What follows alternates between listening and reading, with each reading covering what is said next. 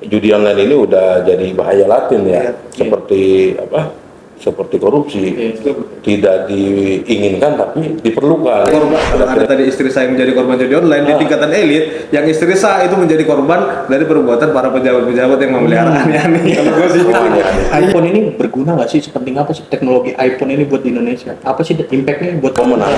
Buka kartu. Buka kartu. Siapa nih yang dibuka kartunya? Aduh, apa nih? Apa ya? Kira-kira mau buka kartu? Bukan aja. Transparan. Apa nih yang kira-kira yang dibuka kartunya nih? Kartu siapa nih?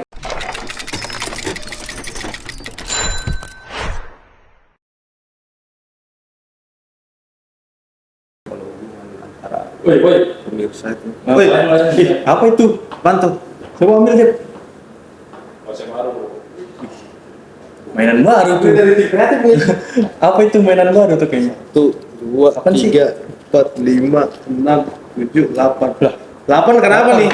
Apa? Aduh. Lu 08 banget Lah, sih. ini gimana? Ini gimana nih aturannya nih? Harus berapa nih? 5 aja lah ya. Biar Ya sesuai. 8 lah Pak. Salah Kan nih. menyesuaikan.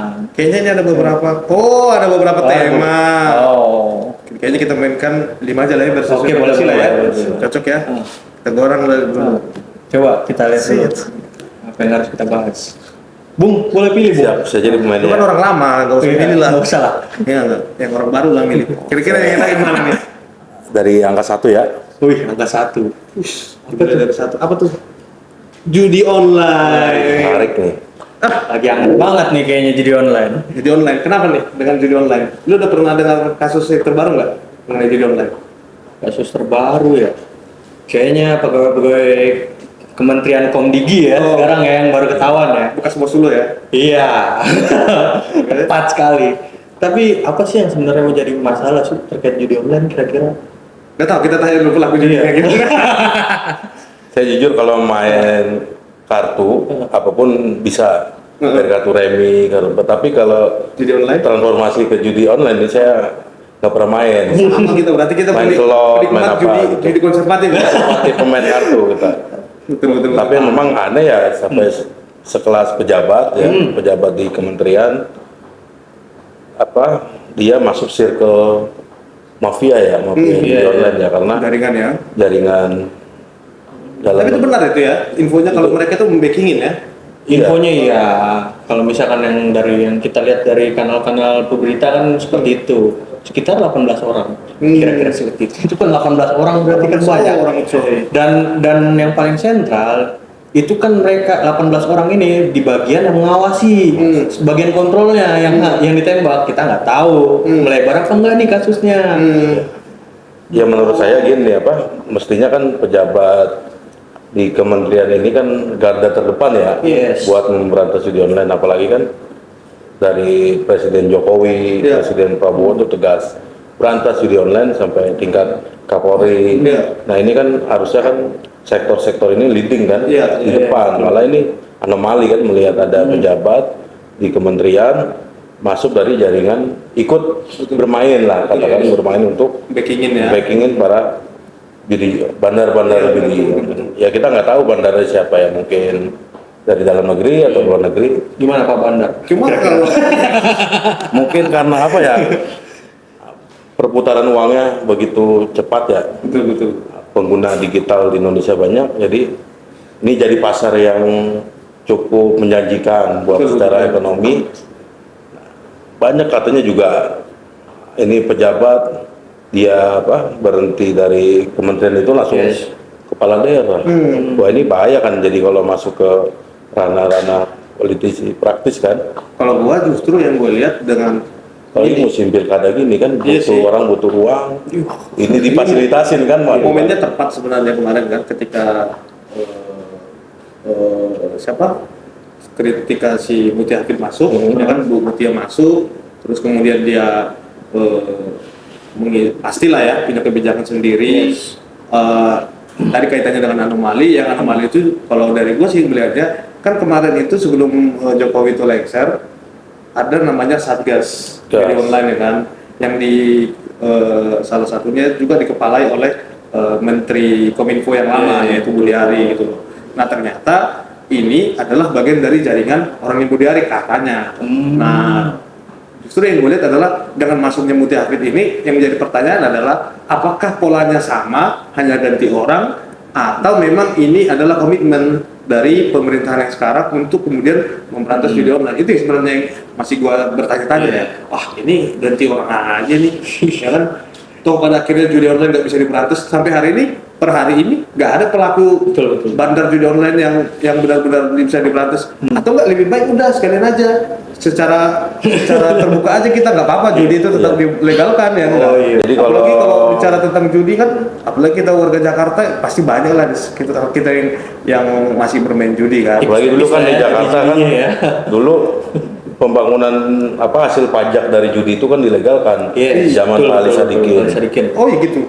Jadi dulu dilokalisasi tempat judi itu di Pulau Seribu. Oh. Ya itu pasti ada penolakan dari kelompok Islam ya. Iya, Parlemen oke. di DPRD dulu Pak Maruf Amin masih jadi Mantan dewan, Wapres. masih anggota Maruf Amin? mantan Wapres. Oke. Nah itu ada perdebatan sengit karena Ali Sadikin pasca krisis 65 itu kan bangun Jakarta perlu ada dana kan.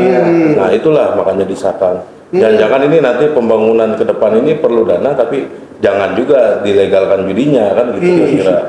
Ini 100 judi bagaimana kan dibuka Satgas tapi mereka juga pemainnya juga. Iya, makanya itu. Nah, Jadi kira-kira maunya sebenarnya yang mana? jangan Kalau sampai bicara anomali. ke sejarah. Nah, saya pikir kalau tadi nyinggung Menteri Muti Hafid nih latar belakangnya Komisi 1. Komisi 1. Mitranya bin luar Betul, negeri. betul. Jadi lebih paten ini. Lebih paten, harusnya ya. Harusnya.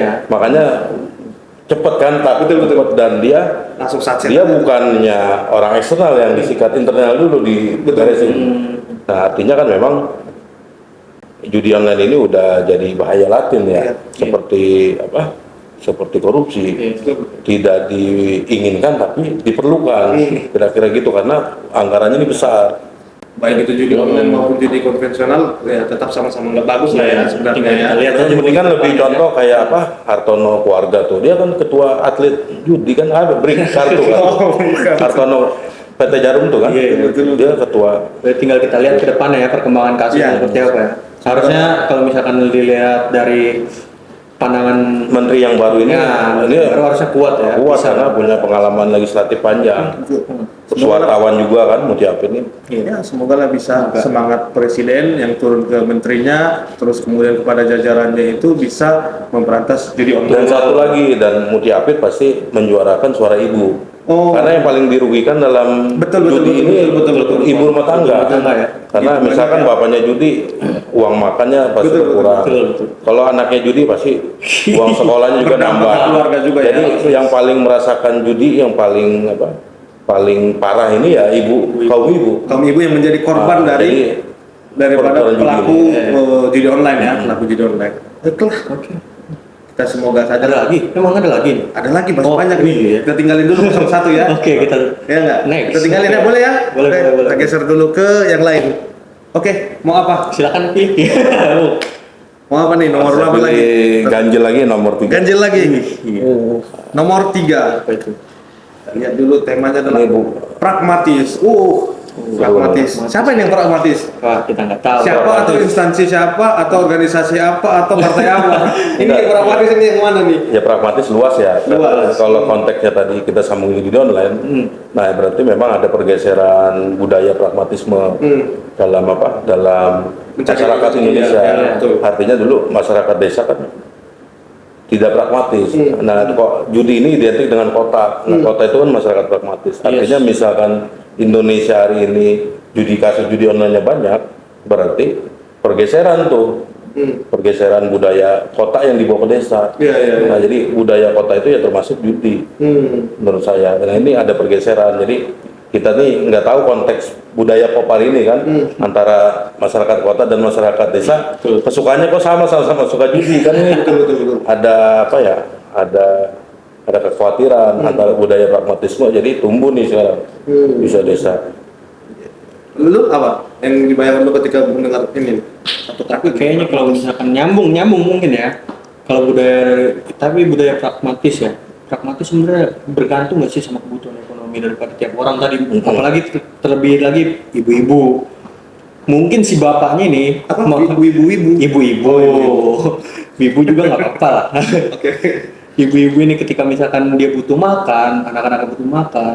Nah si bapak ini kan nuntut nih ke si bapak. Bapak ini bingung cara muter duitnya, karena ke judi itu Nah. bergeser mungkin dalam bayangan gue seperti itu Nah, ya. jadi dalam ingatan saya juga ada lirik lagu. Ini kan kita lagi di Cikini ya, Iya, Yes. oke. di samping Taman Ismail Marzuki. Nah, itu ada lirik lagu Gimana tuh? yang apa? Selamat Hari Raya Idul Fitri. Nah, di dalam satu lirik itu satu bait.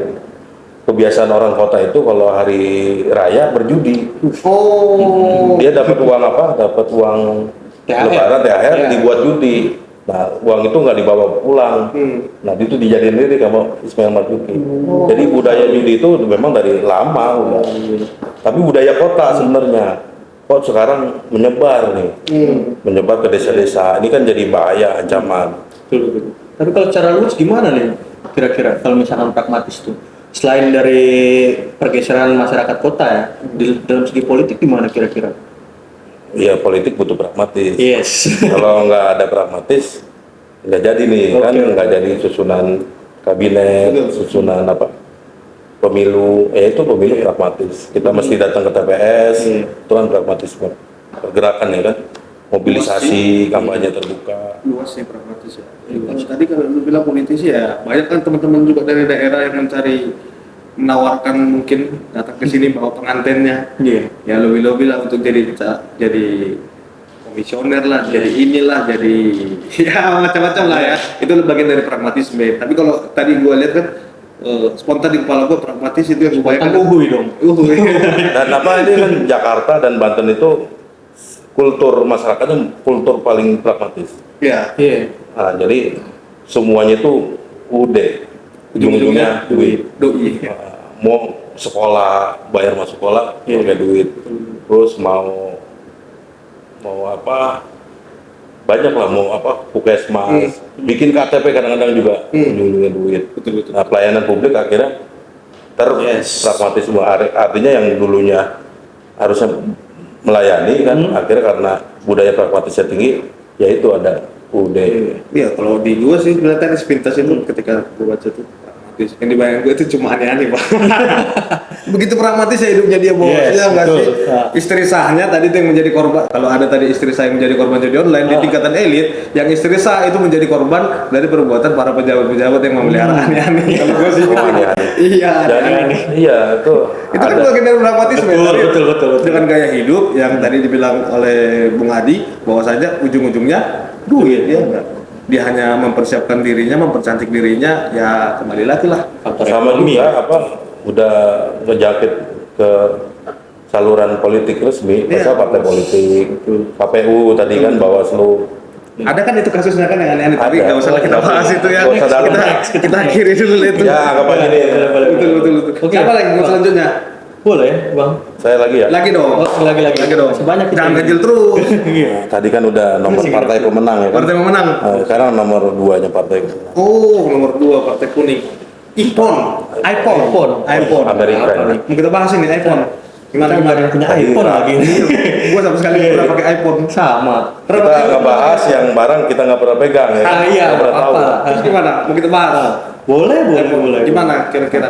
Iya. Kan ada infonya itu. Paling itu info nggak boleh kemarin kan. diproduksi itu. Dewan ya. Iya, dari anggota DPR yang menyatakan bahwa anggota DPR fraksi apa ya? PDIP ya? PDIP. Yang ketika itu rapat dengar pendapat ya, kalau nggak salah, dengan Menteri Koperasi yang menyatakan bahwa ketika Menteri misalkan Koperasi siapa? Budi Ari. Udah. mantan Menkominfo, Memang berkelindan di dia ya. Yes. Tidak kasus, tidak juga jabatan memang berkelindan di Iya, dia. iya. Oke. Terus gimana tuh? iya katanya iPhone 16 kan katanya nggak masuk Indonesia nih. Kenapa? Karena menurut anggota DPR itu berdasarkan informasi yang mereka dapat, katanya iPhone menuntut lebih, yaitu teks pariwisatanya agar digratiskan selama beberapa tahun. Kalau iPhone masuk ke Indonesia, sedangkan itu nggak sebanding dengan apa yang ada di Indonesia. Apa yang diberikan iPhone, masanya cuma ngasih HP doang. Apapun masyarakat Indonesia yang membeli. Nah, untuk lebih jelasnya gimana sih kira-kira kawan-kawan? Kalau misalkan iPhone ini berguna nggak sih? Sepenting apa sih teknologi iPhone ini buat di Indonesia? Apa sih impact-nya buat kita? Ya sebenarnya kan ini ceritanya panjang ya kalau Iya. iPhone, dari iPhone mau investasi di Indonesia itu di rejim Jokowi lah ya. Iya. Mau rejim Jokowi mau investasi, akhirnya digeser ya Digeser, ke ya. Vietnam itu. Betul. Untuk ke Sama Vietnam, Malaysia, ke Malaysia. Artinya apa? Ya Indonesia lagi-lagi dijadiin pasar. Pasar. Nah, sudah dijadikan pasar, hanya tempat jualan gitu, ngambil keuntungan, Betul. tapi share keuntungannya tidak diberi Yes. ke pemerintah. Ya ini ya pemungutan pajak. Nah ini lagi ya pun bargaining lagi, mau iPhone 16 tapi pajaknya ditipisin lah kira-kira Iya. gitu. Nah, untung ada fraksi PDI, kita jadi bisa diskusi kan di Betul, sini. betul, betul. Artinya ya ini kan produk luar negeri ya, artinya ya tidak boleh juga cuci tangan kalau jualan itu ya. Mesti bangun pabrik di sini. Ya hilirisasi lah semangatnya. Hilirisasi. Betul, betul. Cocok. Hilirisasi iPhone punya pabrik, punya karyawan, Iya. terus distribusinya juga di sini. Nah kita ini kebagian itu jadinya pasar aja, gitu. Iya. Tempat jualan mereka aja. Kalau miris banget ya kita Iya. kita jadi pasar mulu. Ya. Padahal di dalam negeri ini kan semangatnya hilirisasi. Betul, betul, hilirisasi. Mestinya iPhone juga produk elektronik hilirisasi di sini. Kita juga punya pasar 200 juta pengguna iPhone ya, taruhlah 10% atau 20%-nya. Itu kan pasar yang menjanjikan. Apalagi yang ditakutin iPhone. Betul. Kalau dia hilirisasi ini, saya rasa pasar Asia Tenggara ini bisa dikuasain sama iPhone. Tapi Semakin cepat distribusinya kan. yang terjadi pertanyaan gue gini, kalau seandainya kemudian iPhone, anggaplah iPhone 16 itu bisa diproduksi dalam negeri atau Ngopi dulu ya. bisa mobil apa iPhone bisa diproduksi dalam negeri, artinya jadi brand lokal gitu. Yes. Apakah nanti kemudian dia itu menjadi kelas tersendiri? Kan tadi kan kenapa orang berbondong-bondong membeli iPhone itu karena kayak menjadi punya kelas sendiri tuh. Oh, naruh HP ya kan belakangnya Apple Dibalik ya. belakangnya kan dibalik tuh. Jadi kayak kelas wah. Kita bisa melihat dia itu sebagai istilahnya naiklah kelasnya dia gitu loh. Dia antara anak orang kaya atau gimana. Pokoknya pengguna iPhone itu adalah memiliki kelas tersendiri, segmen tersendiri. Nah, ketika nanti kemudian diproduksi dalam negeri, yang jadi pertanyaan adalah apakah harganya nanti tetap dengan harga yang belasan juta tersebut atau justru menjadi turun sehingga ini akan berdampak kepada pandangan umum terhadap kelas sosial pengguna iPhone tersebut. Iya. Kan itu yang menjadi pertanyaan. Kira-kira menurut kalian gimana itu? Kalau seandainya ini diproduksi dalam negeri nih, Kalau saya sih itu Pak. Oke, nggak apa-apa lanjut. Kalau menurut saya sih ini yang ditakutin iPhone sih sebenarnya di luar perdagangan ya, karena ini kan iPhone bukan 1 tahun 2 tahun di Indonesia ya. Iya. Dia tahu pasarnya, dia tahu pemakainya. Saya rasa kadang-kadang mereka di Indonesia yang hubungan pabrik nggak mau transfer knowledge. Yes. Nah, jangan-jangan ini nggak mau dia transfer ke knowledge, tidak mau ngasih ruang untuk apa masyarakat Indonesia supaya punya produk yang baik seperti betul. iPhone. Menurut saya di situ karena beberapa Samsung udah di Indonesia di sana. Iya. Motor apalagi ya, motor mobil itu kita punya itu. Akhirnya ya iPhone lagi-lagi ya latensi kapitalismenya kuat kan gitu. Iya sih. Bukan hanya Berarti bakal tetap eksis dia ya, bakal punya kelas tersendiri walaupun diproduksi dalam negeri ya. Kira-kira menurutmu ya? ya yang ditakutin iPhone ketika dia punya pabrik di Indonesia, yaitu transfer knowledge kan penting, pengetahuan itu kan. Iya. Itu yang ditakutin mungkin. Iya, benar-benar. Karena Indonesia bagaimanapun di Asia Pasifik kan pemain utama, Asia Tenggara apalagi paling besar kita. Angkat kayaknya downgrade deh. Iya, takut Jadi downgrade. kelasnya merambah buat semua. Iya. Sebenarnya lebih tepatnya kalau misalkan diproduksi di Indonesia ya. Itu aja sih. Jadi ya cintailah produk-produk dalam negeri. Sama kita bertiga. Oke. Oke, next. Kita Next ya, next ya. Boleh gue Next ngambil ya. dong? Oh, oke, boleh lu ngambil nomor 4 kita tinggalkan. Siapa Boleh lagi? ya? Ambil dong. Tapi nggak apa-apa sih bang. Lu atau dia? Kita udah menentukan pilihan. Tinggal kemarin. nomor Masalahnya. 5 dan 2 nih. Ah, Dengan nomor 5 dan 2. 5 dan 2 ya. Saya ambil nomor 2. Ini kayaknya angka-angka kesukaan yang dipilih. Angka pemenang. Buka kartu. Buka kartu. Siapa nih yang dibuka kartunya? Aduh, apa nih? Apa ya? Kira-kira. Mau buka kartu? Bukan aja. Transparan. Terus apa nih yang kira-kira yang dibuka kartunya nih? Kartu siapa nih? Kartu siapa yang kita buka? Kita buka kartunya siapa nih? Kartu siapa? Kartu 6. Oh, buka kartu 6. Oh, buka kartu maksudnya. 6 lagi. Oh, gitu. Oh, buka kartu next. Oh. Aduh, sorry. Cemeng dong. Kita nggak tahu nih. Oke. Netralitas ASN. Seru. Apa nih? Netralitas Di tengah. ASN. Dalam hal apa nih netralitas? Pilkada ini? Pasti pilkada lah. Nggak jauh. Amin berapa nih pilkada? Hamin ya Kita bicara. belasan hari lah. 17. 16. 16 benar 16. Dipotong 3 hari tenang kan? Yes, Ya, betul. tenang. Berarti sekitar 14 ya. Oh iya, ya. betul. Kemarin perhatikan kan statement Prabowo Iya. bahwasanya netralitas ASN itu gimana? Kalau kata netizen kita, endorsement. Oh iya, ada kasus yang dulu baru dilantik Hmm? Menteri Desa ya. Oke. Yes. Dia mengumpulkan kepala desa. Ternyata istrinya nyalon bupati. Oh, yang awal-awal ya pas kan Saya nanti. kosan. Nah, itu Tapi kan tegur. tapi sempat disentil kan itu Iya. sama Seskap, yaitu Mayor Teddy. Tapi yang kali ini kenapa nggak disentil nih ya? Ini Yang jadi mana pertanyaan nih. Yang mana tuh? Iya, karena kan yang tadi ada beberapa potongan video ya, potongan video lah lebih tepatnya ketika Pak Prabowo presiden terpilih kita, bukan presiden terpilih, presiden RI kita mengendorsement kata netizen salah satu pasangan calon di Jawa Tengah. Emang dia ASN? Nah itu dia, itu kan pasti berimpact Pak ke bawah-bawahnya. Di bawahnya itu ketika instruksi presiden, siapa sih Pak presiden instruksi suruh milih bawah-bawahannya, terutama aparat ya dalam hal ini, aparat yang harus selalu siap ditugaskan dan di mana saja. Itu netralitasnya gimana kira-kira? Kalau itu kan mencontoh Pak, sekelas presiden, contohnya kelas presiden aja berlaku seperti itu, kenapa di bawahnya nggak bisa? Tapi kan Itu. istana juga udah ngomong, Cok, mengklarifikasi bahwasanya ketika Pak Prabowo ngomong itu bukan memposisikan diri sebagai Presiden Republik Indonesia, melainkan sebagai Ketua Umum Partai Gerindra. Loh. Itu gimana dong? Tapi kan posisinya dia tetap presiden. susah ya? Iya. Saya tengahin, tenang. Oke. Gimana?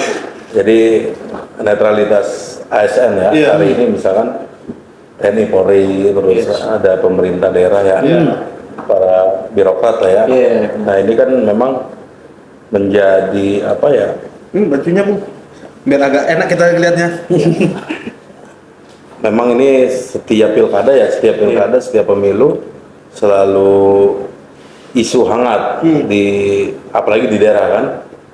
Apakah ASN ini masih dipercayai bisa mobilisasi masyarakat, karena kan ada yang bilang birokrat ini politisi sejati karena berpolitiknya tiap hari ketemu masyarakat. Nah artinya ketika dia jumpa masyarakat apakah ikut mobilisasi kan itu yang penting atau enggak. Nah disinilah ASN, apalagi sekarang ada kementeriannya kan, ada Menteri ATR dan PNRB ya. PNRB itu ya mestinya itu yang menjadi trigger utama. Ya memang kekurangan kita ini kan dalam hal rekrutmen ya, rekrutmen ASN itu memang merit sistemnya sudah berjalan nggak? Kalau merit sistemnya sudah berjalan, itu menurut saya hal-hal yang mobilisasi ASN, masyarakat oleh ASN itu gampang kita redam lah, karena merit sistemnya sudah berjalan, artinya dia menjadi ASN itu benar-benar apa? Benar-benar sudah teruji, uji coba di tingkat 1, tingkat 2, eselon berapa. Tapi menjadi pertanyaan, sentral nggak posisi ASN itu dalam penggelembungan suara maupun penggiringan massa? Kan kampanye aja nggak bisa dia. Di mana urgensinya kenapa PNS itu harus netral gitu loh. Baru kaitannya dengan omongan lu bahwasanya ya pasti namanya dia presiden, itu pasti didengar sebagai ASN itu sebagai bawahannya dia pasti dengar tuh omongannya presiden.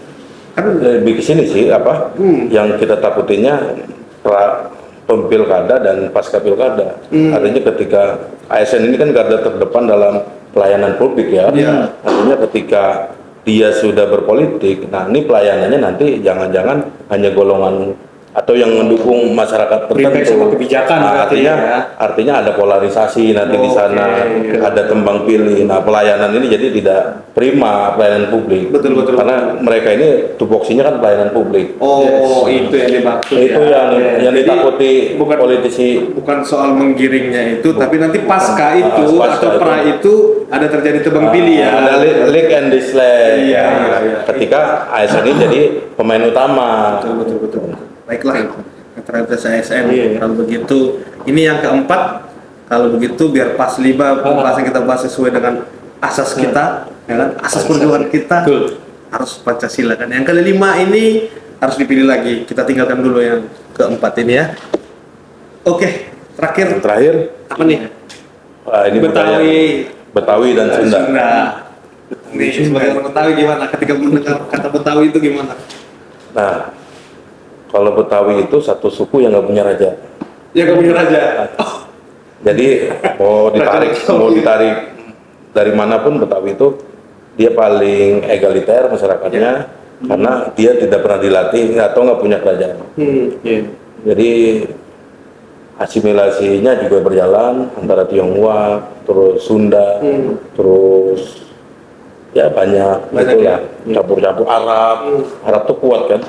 Nah itu Betawi itu ya salah satu masyarakat Betawi ya dia nggak punya raja. Iya. Makanya tuh dulu pelesetan pasca revolusi di Prancis itu ada pelesetan. Ternyata nih mau dibuat seperti Prancis, Jakarta ini. Prancis. Jadi dia anti raja lah kira-kira gitu, dibuat masyarakatnya tuh Saking egaliternya. Tapi kayaknya Hak kalau bebas.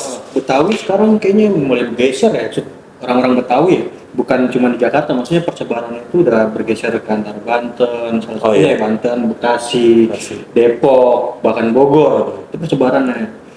Tapi kira-kira Bung dari mana asalnya? Saya dari Tangerang Selatan, berbatasan langsung ke Oh, Jakarta. kira-kira di mana? Di mana kalau di sana?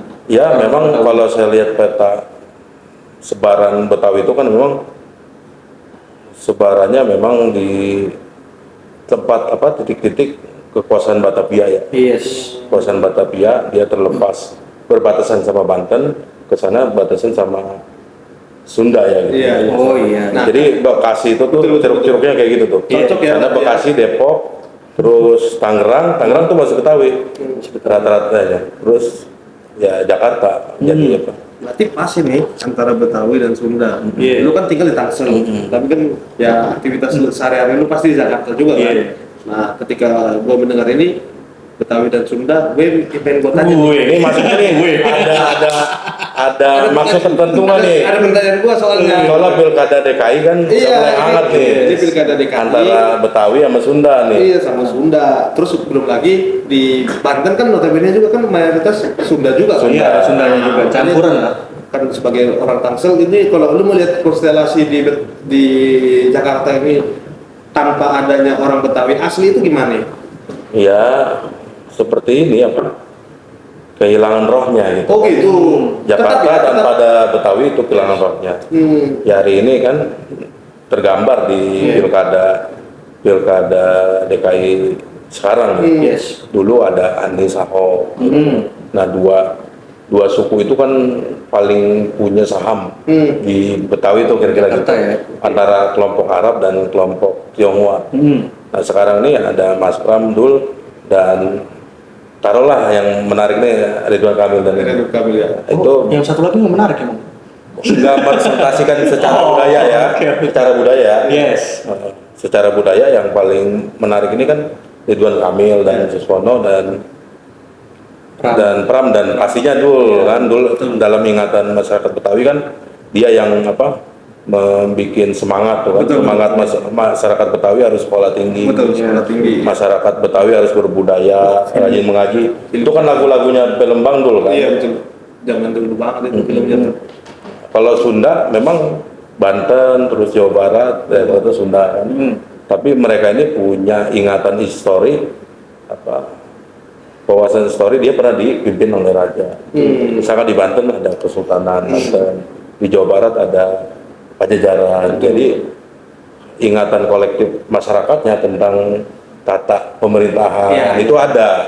Nah kalau Betawi ini cenderung ya itu tadi saya bilang egaliter, liberty, bebas karena terinspirasi sama ini Bu, jangan-jangan Sama Prancis ya, revolusi Prancis itu. Napoleon Bonaparte. Jadi masyarakatnya Egalite. coba masyarakat di Betawi kan cenderung apa ya ceplos-ceplos ya kan.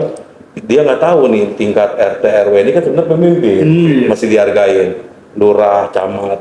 Tapi kan kadang-kadang di Betawi itu nggak ada harganya pimpinan itu. Tapi kalau kita cenderung ke Jawa Barat, Jawa Tengah itu kan tingkat RT RW itu dihargain, ada penghormatan karena ingatan kolektif masyarakatnya tentang raja-raja tatanan pemerintahan ada. Sangat feodal ya. Ya itu memang apa keragaman budaya ya. Betul. Baiklah. Kalau begitu.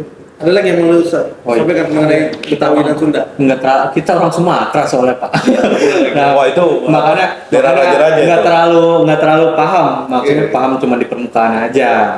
Karena kan tinggal di Bekasi gue kalau kata lu kan gue biar jadi Betawi. Jadi gue. Baiklah.